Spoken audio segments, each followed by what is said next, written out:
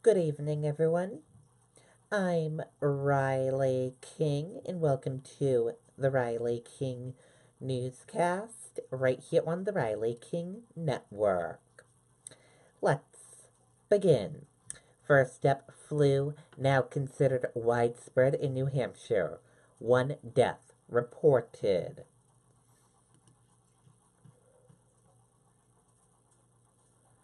Let's take a listen to the video from WMUR News 9.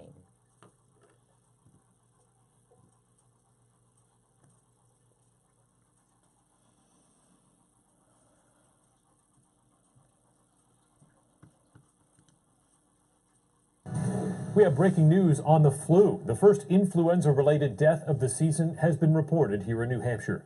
State health officials say an adult in Cheshire County has died. The flu is now considered widespread in 30 states, including New Hampshire, Connecticut, Massachusetts, Rhode Island, and Vermont. Health experts say there is still time to get a flu shot if you haven't already.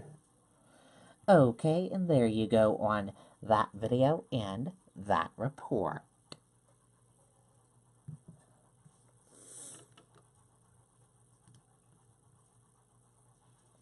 Rochester man accused of taking gun from suicide scene.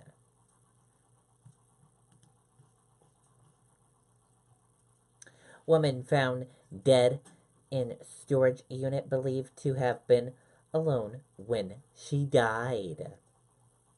A Rochester man is facing weapons charges in connection with the suicide of a woman found in a vehicle inside a storage unit. Albert Kerment, 60, was charged with theft of a firearm and being a felon in possession of a dangerous weapon.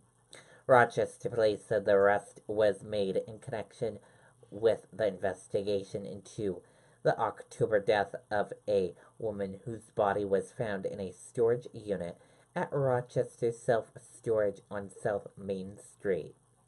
The woman's death was determined to be a suicide. Kerment was accused of stealing the gun the woman used before police arrived. Police said they believe the woman was alone when she killed herself. Police said they don't know why Kerment was in the area, and they said he did not work for the storage company. He was released on personal recognition bail, is scheduled to be arraigned January 31st.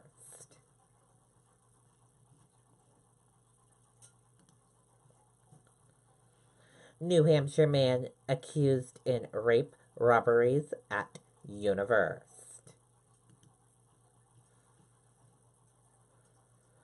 Let's take a listen to the video from WMUR News 9, Ray Brewer.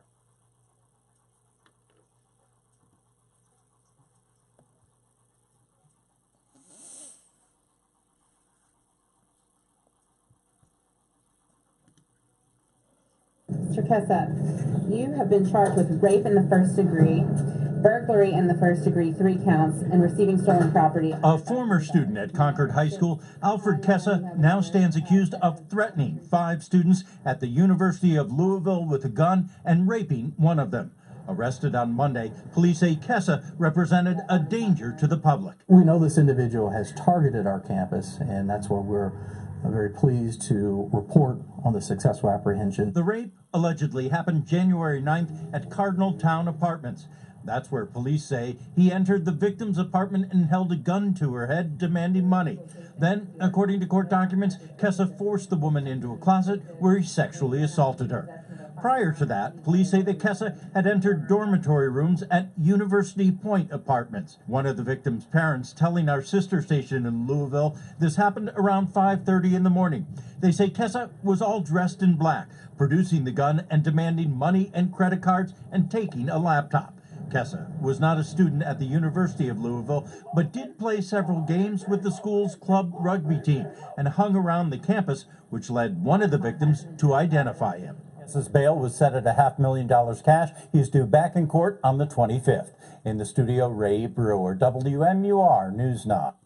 Okay, and there you go on that video and that report.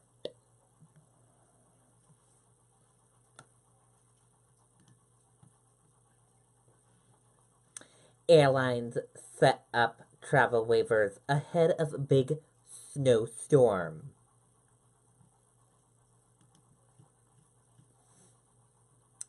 Let's take a listen to the video from WMUR News 9.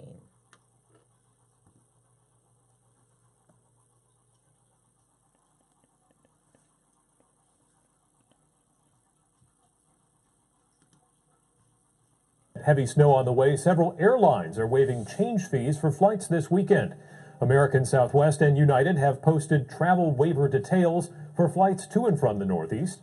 That includes Boston's Logan Airport and Manchester-Boston Regional Airport.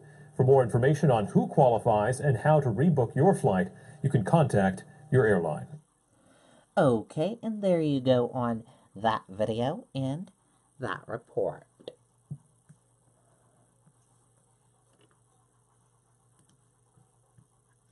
Police seek public's help to identify car involved in road rage incident.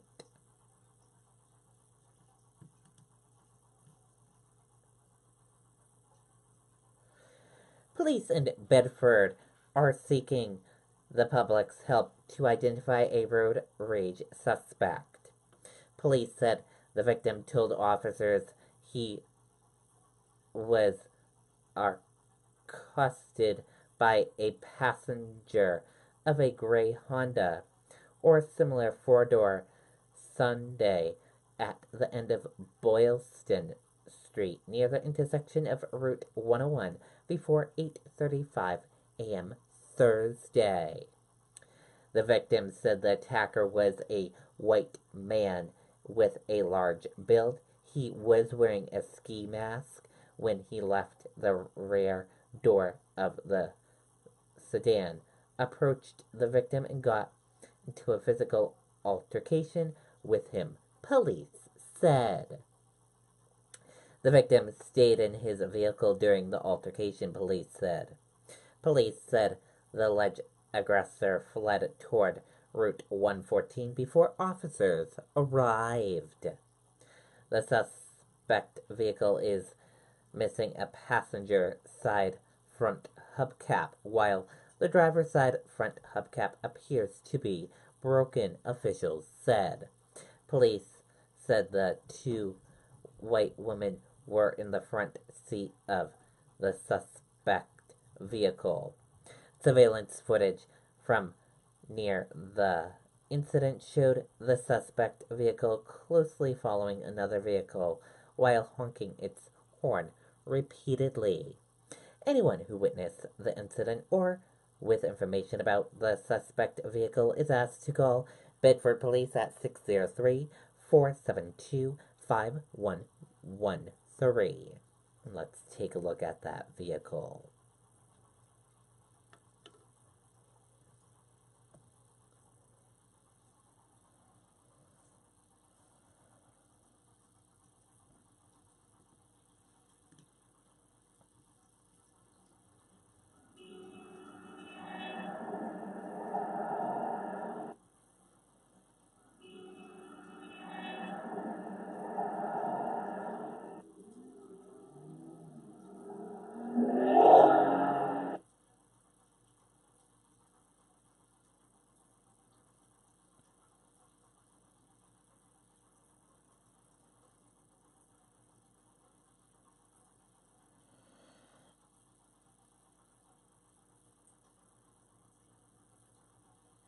Okay, and there you go, as you can see in that vehicle. If you recognize that vehicle, call the Bedford Police Department right away.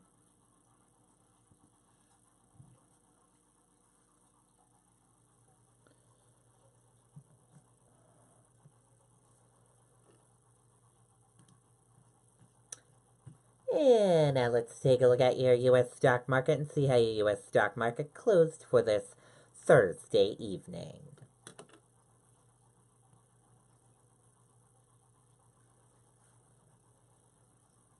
And here's a look at your U.S. stock market for this Thursday evening.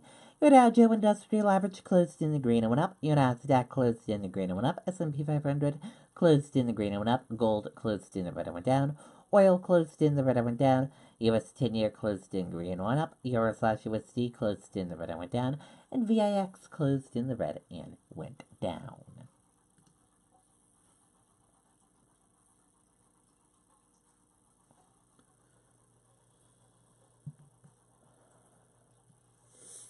Stocks rise after report says U.S. considering easing China tariffs during negotiations.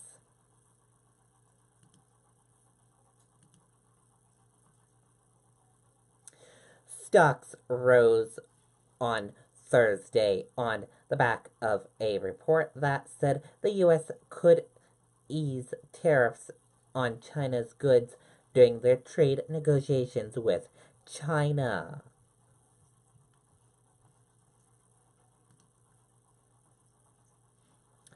Trump postpones Pelosi's overseas trip after she postponed State of the Union delay.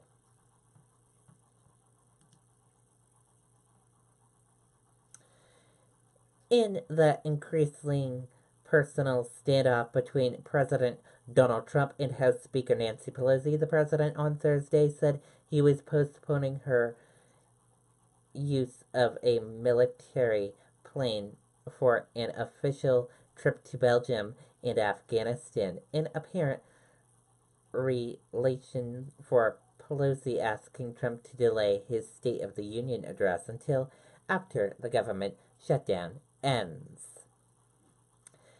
And here is what the letter looks like that Trump sent to Nancy Pelosi.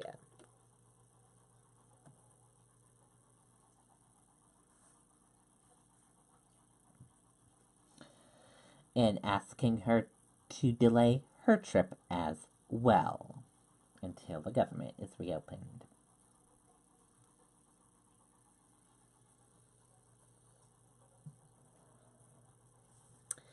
And that did it for the Riley King Newscast right here on the Riley King Network. I hope you all have a great rest of your Thursday night, and I'll see you back here tomorrow with another newscast. And I'll have a news report coming up in a little bit. Good night, everyone. Bye.